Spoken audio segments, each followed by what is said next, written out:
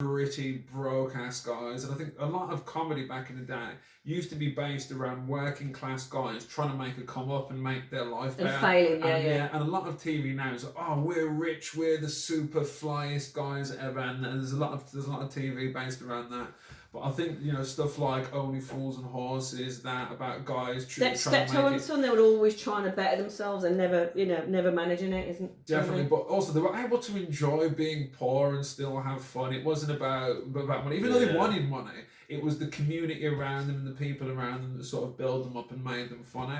And I think to a certain extent, like growing up in working class neighbourhoods, you see a lot of crazy stuff like that. I've seen a lot of mental stuff, and I think it definitely influenced me. Like, I used to work in a bookies and be a bouncer before I had to do comedy, and one of the craziest things, like a man once wrote a threat to me on the wall in his own shit. Well, that's inventive, isn't it? I mean, it's kind of like recycling, isn't it? And I suppose you can jet wash that off quite easily. Well, obviously wearing a mask and an NBC suit.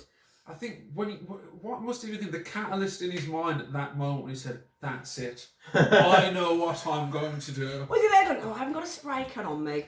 Oh, I had that curry earlier." I know. Ban me from the bookies. I'll fucking show you. In some ways, though, like if someone just makes a threat to you verbally, you think, "Oh, you just all talk and no action." Whereas, like, if he's gone through the commitment to writing his own excrement, that's like, I think he's made an effort. Yeah, this is just someone who might like. He might do something. What did he say?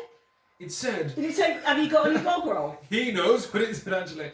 It said, "You black bastard." I was like, "You cheeky son of a bitch."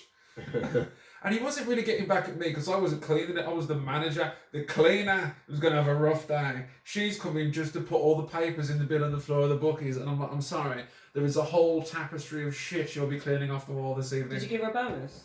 Oh, no, I'm sorry. But I made her a cup of tea. That's so mean. I don't make tea for just everybody. You just made one for me. I know. Very flattered. When I used to be the manager of the bookies, as you said, you wouldn't have been a good air hostess because your customer service wasn't that great. When I was the manager of bookies and bars, my customer service was not that great. If you're a nice customer, I was lovely to you. If you're an awful writing shit messages on the wall customer, I used to throw you out onto your head like Jazzy Jeff in The Fresh Prince. And I was like, now I'm becoming more of a figure than public figure. There might be impending lawsuits from years ago.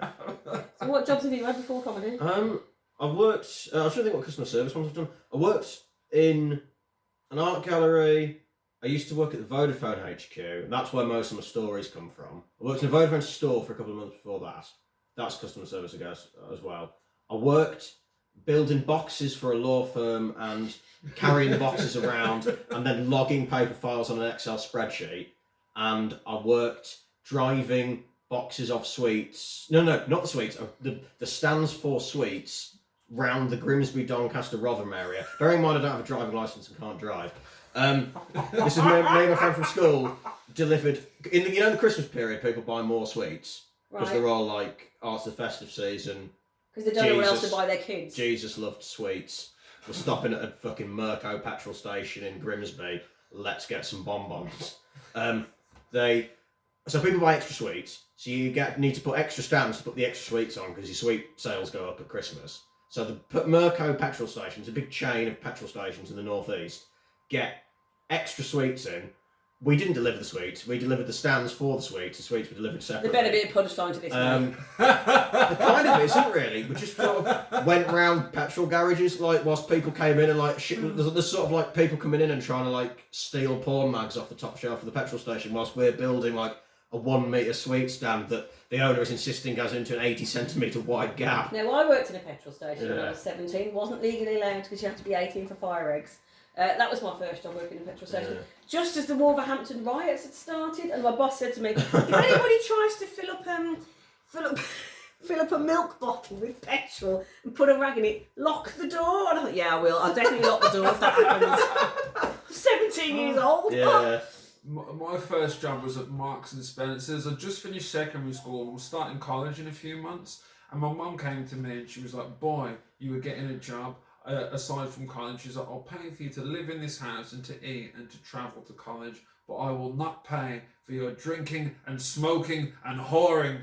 I like your mum, she sounds good. When I was 16, she said, "This ain't any knocking shop in here." A knocking shop was apparently an old-fashioned word for a whorehouse. And my mum always used to say that to me when I asked if I could bring girls home when I was a kid. Like, "Can I bring a girl home? This ain't a knocking shop." I'm like, "What?" You're like, "I haven't got any money to pay for it." I know. I know. And so she said to me, I just finished school, she said to me, "You're going to go down the road and apply at the local McDonald's." And I said, "Mum, never on your life. I am too cool to work at McDonald's." I said, "I will go and sell drugs before I work at McDonald's." I wasn't really going to go and sell drugs, but I wanted her to think that I would if she tried to push me to work in a McDonald's. So you went for the cool Marks and Spencers. Come on, what was wrong with HMV? Come on. I don't know. Marks and Spencer's, the pay was all right, but it was really weird for a first job in terms of it was a supermarket. But they really wanted you to love Marks and Spencer's. Well, it's mainly middle-aged women who work in Marks and Spencer's, isn't it? It was like an ideology. Like so they must have treated you like a little bit of a sort of like, you know, like the office boy or something. Oh, I got treated like shit there. The absolute shit. I remember there was my two managers. There was a guy who was like Ross from Friends, but a camp version. And whenever I'd ask him a question, he'd give me a little tss. I'd be like, "Excuse me, sir." And then the other one, there's a manager who was a black woman. She always used to kiss her teeth at me. And I was just like, when I quit this job, I'm cussing everybody out. I did. It was really good. I was like, I had a leaving interview, and they asked me like, leaving interview. So they like, "How do you feel about the job? Why are you leaving the job?" And they had to transcribe all the horrible things that I was saying about them to them. And I was like, "You guys suck." And I was like, "I know you have to write this down." Revenge is a dish best served up in longhand, isn't it? I doubt me slating them in the review did anything. They probably just didn't even file it. Shred that one. Shred. Okay, so you got the show coming up in the Leicester Comedy Festival. What's the date of that? It's the 15th, Saturday the 15th of February, 2020, just in case anybody's watching this in a couple of years' time, if we all still exist. And it's 8:10, the doors open 20 minutes earlier, and it's a tenner. I think learning how not to die in a plane crash is worth £10 of anybody's money. And I've got my own life jacket. Yeah, come through to Susan's show on the 15th, £10. Sounds like a really interesting concept for a show. I call it docu-comedy. I'm actually interested if I'm about. I'm not gigging. I may come through to the show. Yeah, this has been Minority Reports. I'm your boy Luke, man. Susan? Boy Luke, man. Well, do you realise what an oxymoron is? I am Luke, man. I've never noticed that, but now you said it, I'll never unnotice it. I'll have to rephrase it now. I'm trying to come up with catchy catchphrases. Get more of you bastards watching. But no. Thanks for having me. It's been really good fun, guys. Thank you. We can break the fourth wall sometimes. Nice. So this is Minorities Report. There's going to be different segments. There's going to be us interviewing comics about their festival shows. If you want to come through and plug your festival show or anywhere's come through, there's another segment I'm going to be doing called Drugs and Alcohol Comedy. So if you have any drugs, alcohol or crime stories that you feel free to share with us. That you don't mind confessing. Well, or they can be past the statute of limitations. Perpetration of crime stories that you don't think will They get can you in be trouble. about a friend. I've got loads of stories about friends that I'll be telling throughout the course of events. So yeah, that's minoritiesreportcomedy@gmail.com. Give us a shout if you want to come through. Till the next episode. Susan, been lovely having you. Thanks for having me. It's been really good fun. I'm Luke McDonnell. I'm Sachin Kumarendran. I'm Susan Murray. See you later. See you next time. Peace. Nicely done.